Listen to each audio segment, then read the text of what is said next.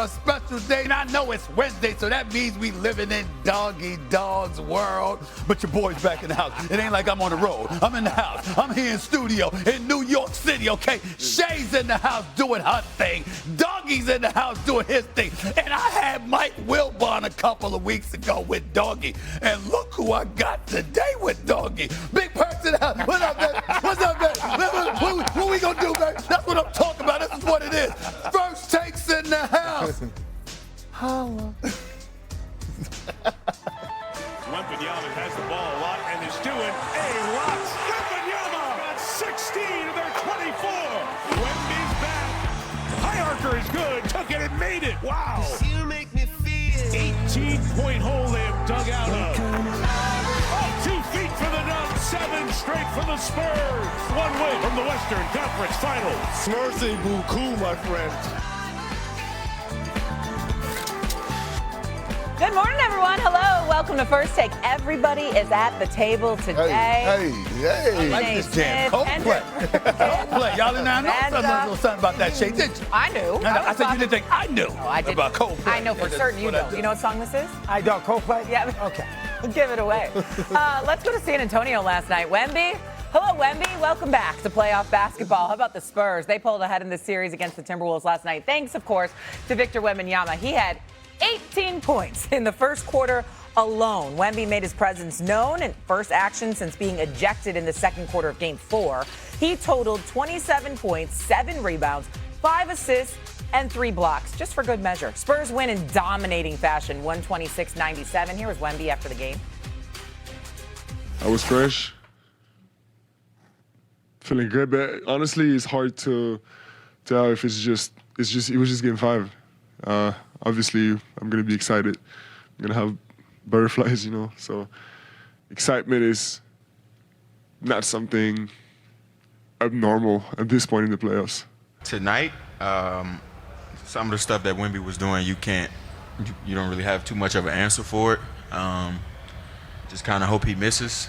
But he came out high. He made a bunch of shots. We got to get back, get matched up. Just game plan mistakes that we keep making, and it's too late in the series to make these mistakes. You said he came out fresh. Wemby was fresh. That is for certain last night. Okay, what kind of statement did Wemby make last night? He just basically what we've been saying about him, that he's the future of the league. That this is a guy that he's ascending. He's not diminishing. He's not stagnant. He's just that special. To know that he got ejected, that people were anticipating that it was possible that he was going to be suspended for Game 5, that did not happen. And you was expecting, like the Draymond Greens of the world and others alluding to, basically by the NBA not suspending him, you're basically sending word out, all right, so this is how we going to play it, so let's go forward. He came out there anticipating that Minnesota was going to be in his face and was going to try to ruffle his feathers or whatever. And he sent a message immediately. I'm not having it. I'm that dude right now. And I don't understand. Certainly, I respect the hell out of Coach Finch. Please don't get me wrong. I really, really do. Had the pleasure of interviewing him on SiriusXM just a few weeks ago. But I don't understand why he's got Rudy Gobert in ISO situations with Wemby at any time, Big Perk. I just don't get it because it seems abusive. I mean, it just is. And then the other thing that we have to point to is Julius Randle being the no-show that he has been over the last 4 games. Mm-hmm. I mean, right now, you a New York Knick. You saying, I'm happy we got Karl Anthony Towns. You the Minnesota Timberwolves. I'm like, I might have needed that brother pulling up from 3, with Rudy Gobert on our front line. We would have had a better chance because right now, Julius Randle's just not getting it done. I love him, but he's just not getting it done. But in the end, in terms of Wemby is a superstar. He's one of the preeminent faces in the league. He's only 22 years of age, and he sent a message last night. He's not going anywhere, that the road to prosperity in the National Basketball Association for years to come is going to have to come through him. Well, first off, why is anybody surprised? He was going to come out and play great. He had 18 points in the first quarter. We know how great he is. He was obviously disqualified, rightfully so, and he should have played last night, rightfully so on that too. You knew he was going to come out and play great. But let's remember this too, to be fair. The game was 61-61, okay? And Minnesota had the ball. And the kid made the 3 in the corner to make it 64 campaigning. I can't never. He makes the kid in the corner, makes it 64-61, and then they took off from there. So despite his tremendous first quarter, which was a great first quarter, it was 34-30 after one, and the game was 61-61, and they were down by 18 in the third quarter, and they went crazy right out of the gate. The T-Wolves did, and the game got to be 61-61. So I understand how great he is. He's a wonder. He's going to win championships. I understand that. But Perky, you're not surprised that he was going to come out after getting disqualified and they lost, that he was going to come out and be big in the first quarter, and even the fact that he was big, they still needed guys making shots at 61-61 in the third quarter. So maybe a touch overrated the impact of the game. Let me hear. Maybe a touch overrated. Impact of the game. Oh, for us who? Wembanyama. You okay, man, dog? It was 61-61. Listen, bro. Listen. He had 9 points in the last three quarters. No. It's not just about the points, okay? It's not just about the points. You know what last night showed me? A few things. Number one, he's the most dominant player in the NBA. Giannis, Jokic, whomever, move the hell aside. We have never seen a player that dominates like he does on both ends of the floor.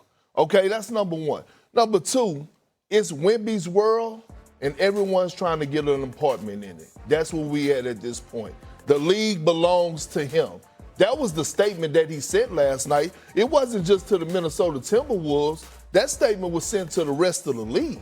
I know OKC watching, rooting for the Minnesota Timberwolves. I guarantee you that, because they don't want to face that smoke.